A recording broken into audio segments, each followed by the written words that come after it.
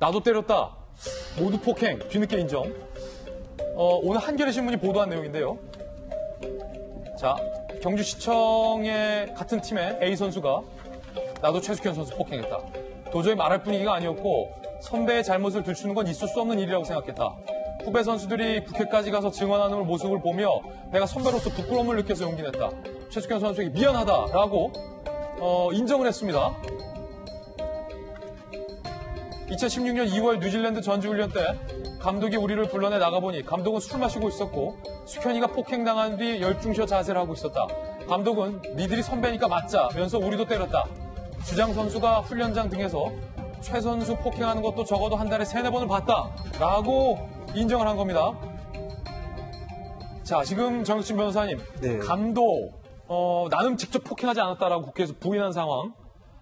그런데 주장 선수도 지금 폭행을 했다는 의혹과 관련돼서 당사자들은 모두 부인을 하고 있는데 다른 선배 선수가 나와서 나도 때렸고 감독이 때렸고 주장 선수도 때렸다라고 지금 폭로를 한 거예요? 네네.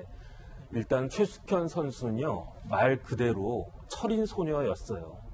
그런데 그런 최숙현 선수가 스스로 그와 같은 선택을 갖다가 했다라고 하는 것은 그럼 사람들이 상식적으로 대충 추단할 수 있는 그런 일이 있었다라고 생각할 수가 있는 거죠. 그런데 증거라고 하는 게 이런 경우에는 일단 맞았다라고 하면 뭐 진단서, 사진 이런 것들도 있겠지만 지금 그런 거는 없다는 이야기 아니겠습니까? 그러면은 아마 최숙현 선수가 남긴 일기장에 그런 것들이 기록이 되어 있으면 그것도 증거가 될 수 있는데 예. 지금 가장 중요한 증거는 뭐냐면은 증언이거든요. 증언인데 그런데 지금 선배 선수가 이렇게 스스로 인정을 갖다 했단 말이에요. 이게 증언의 신빙성이 달라지는 겁니다. 예컨대 감독이 때린 걸 내가 봤는데 난 안 때렸다. 이렇게 이야기하면 쟤 거짓말하는 거 아니야? 감독도 안 때렸는데 몰아오는 거 아니야? 이럴 수도 있지만 나도 때렸다. 감독님도 때렸지만 사실은 나도 때렸다. 이렇게 하면 그 사람의 말의 신빙성이 확 올라가는 거기 때문에 그렇군요. 더 이상 빼도 박도 못하는 그러한 증거가 될 수 있을 거라고 저는 판단이 되고요.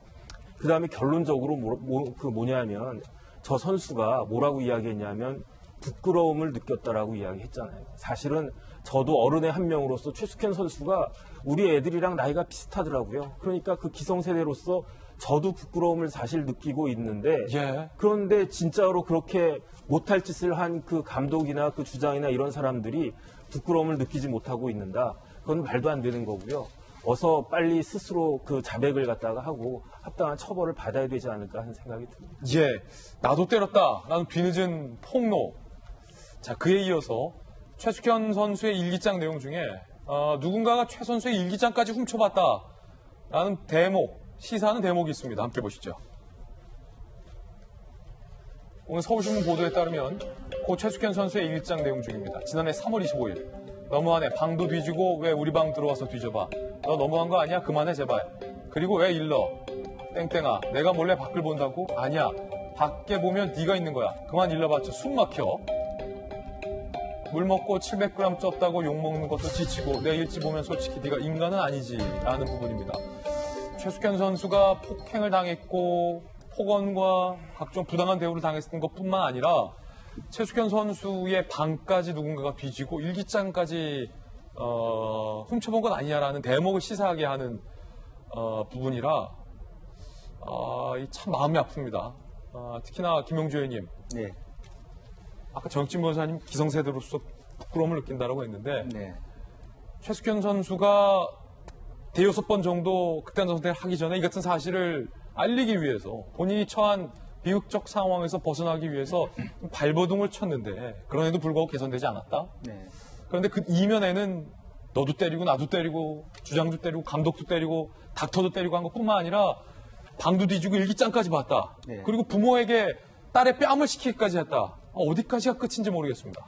그렇습니다. 지난 4월부터 여러 가지 백방으로 노력했는데 아무런 답을 안 주다가 실제로 죽기 전에 이제 대한체육회 스포츠인권센터에서 전화를 했더니 네가 갖고 있는 증거를 한번 내봐라. 이렇게 얘기하니까 이제는 내가 갖고 있는 증거 없다. 예. 아무도 나를 도와줄 수 없다라고 하는 부분이고 예. 또 반면에 저쪽은 이미 감독 하에 감독이 보는 앞에서 진술서 나는 한 번도 그렇게 폭행한 적 없고 그건 본 적도 없다는 걸 다 입수해 놓고 있는 상황. 근데 그런 것이 과연 공평한가? 스포츠 인권센터가 왜 만들어졌는가? 예. 그러니까 수백 명 중에 한 명이 문제가 됐을 때 그 한 명의 이야기를 듣기 위해서 그런 거 만들어진 하라고 아닙니까? 만드는구나. 예. 예. 근데 형평성을 따지고 코로나 때문에 갈 수가 없다. 자료 내놔라. 그게 뭐 3개월 뒤에 이런 답을 들었을 때의 절망감.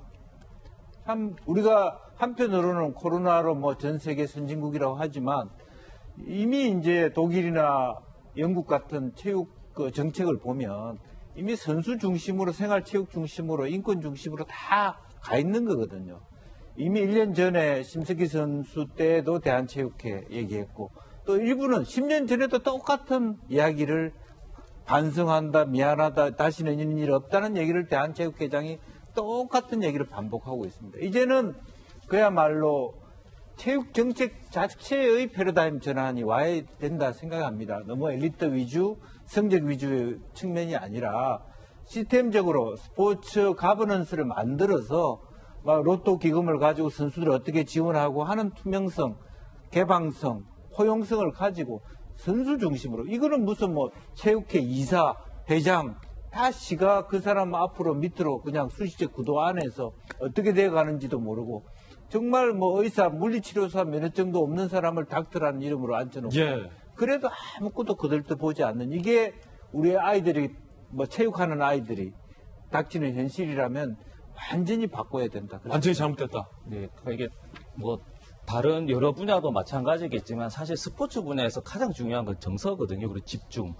그런데 저 최숙현 선수 같은 경우에는 일기장까지 뒤져본다고 하면 그 불안전한 정서상에서 운동을 제대로 했을까라는 의문이 들고. 운동은 또 멘탈이잖아요. 그렇죠. 근데 이런 부분에 있어서 제일 힘들어도 원래는 이겨낼 수 있는 것이 사실은 부모님도 있지만 동료의 힘이거든요. 맞습니다. 맞습니다. 근데 이 동료가 불의한 일을 당했는데도 동료가 그거를 본인들도 가담을 하고 감독이 했는데 그걸 방관했다는 거죠. 그러면 사실은 이거는 단순한 감독이나 폭행 사건이 아니다라는 거죠. 그래서 동료 의식을 한번 생각해야 되고 동료들도 좀 힘들지만 행동을 해야지 이것이 후회하지 않거든요. 그래서 예. 이제는 정말 그 고인의 망자에 대한 최소한의 예의를 위해서라도 이런 걸 좀 법적인 것도 있지만 동료 의식도 좀 가져야 된다는 거죠. 사실.